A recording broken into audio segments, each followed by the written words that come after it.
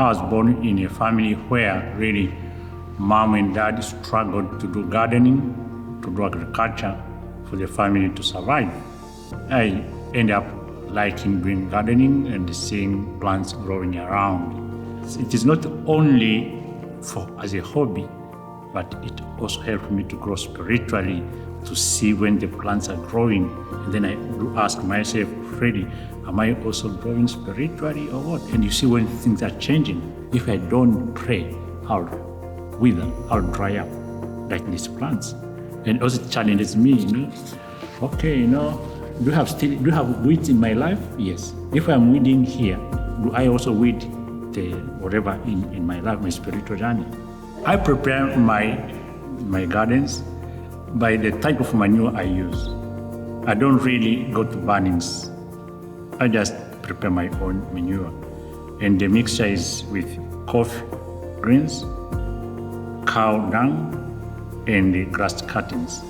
Then I mix the coffee with the cow dung plus the grass cuttings.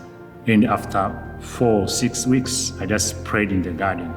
With that coffee, it makes the ground, which is a bit cold, then to make it, to warm it, And also, it helps microorganisms, beneficial to the plant to grow, thrive, as well as to attract earthworms.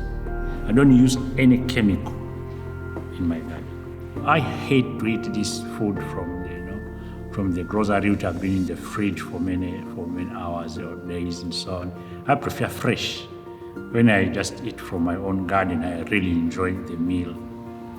That's why I prefer to have. And also, to encourage people around, even if you have a small area, wherever you are, if you are creative, committed, and as I said, I believe the words of Jesus.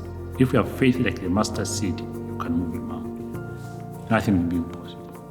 When I go around for my walk, when I see people demolishing houses, fence, I just beg, say, please, could I have this concrete or these slabs? Say, yes. For what? I want to use it in my garden. And they graciously, bring them here. And recently, I just approached a guy who's nearby. There's a building site, they're building a house. And I saw them throwing away some bricks, small bricks. And then I approached them, I asked the guy, can I have these bricks? He said, for what? I said, I want to use them in my garden. And then we started a bit of conversation. And unfortunately, I had my rosary beads in my pocket. It came out, it fell out. And he asked me, what's that for? I said, this is for my rosary bead, for praying. And then he was a bit, said, for what, for what? And then I looked at him, I said, and for you, how about your tattoos? What for? Do you treasure tattoos? He said, yes. I said, also I treasure my rosary bead. Started talking about the rosary bead. Through that, I was able to do a bit of evangelization. And then from there, then he asked me, can I have a rosary bead? I said, yes. I gave him a rosary bead and we became friends. And always, he called me, do you still need the bricks? I said, yes. Today, no. And you have been friends. Through that way, I managed to do a bit of evangelization and to use the materials, recycling rather than taking to the tip. I can bring them here, recycling, and that is all about the integrity of creation.